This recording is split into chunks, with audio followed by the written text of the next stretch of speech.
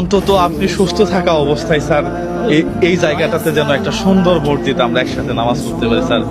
Sir এই ব্যবস্থা আমরা কবুল করুন। মাটির মসজিদ, পাশাপাশি এখানে কি বলে এগুলো শোলা দিয়ে। আসসালামু আলাইকুম প্রিয় বন্ধুরা, কে কেমন আছেন? ফুলবাড়ী উপজেলা জিয়ত গ্রামের এই মসজিদটা দেখে আসলেই খুব বেশি খারাপ লাগছে আমার। আমি এই খবরটা আরো অনেক আগেই পাইছিলাম, কিন্তু আসতে পারি নাই। প্রিয় বন্ধুরা, আমরা যদি স্যার একটু দাঁড়ান, আমরা আসতেছি। জাস্ট শুধু এখান থেকে এই ভিউটা নেওয়ার পরেই আমি ওইখানে যাচ্ছি। প্রিয় বন্ধুরা দেখেন, মাটির মসজিদ, পাশাপাশি এখানে কি বলে এগুলো শোলা দিয়ে, হ্যাঁ, এরপরে বাঁশের কঞ্চি দিয়ে এইভাবে আটকে রাখা হয়েছে। প্রিয় বন্ধুরা, এটা খুবই দুঃখজনক আমাদের জন্য।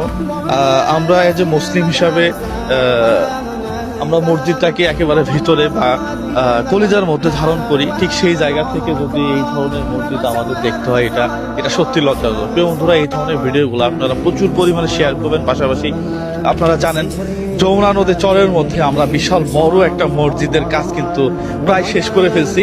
হ্যাঁ, আপনারা শুধু আমাদেরকে একটু সাপোর্ট দিলে কিন্তু আমরা এই মসজিদটা অত বড় বিল্ডিং না করতে পারলেও অন্তত এই জায়গা থেকে তো বের হয়ে একটা সুন্দর আকৃতি দিতে পারবো। হ্যাঁ।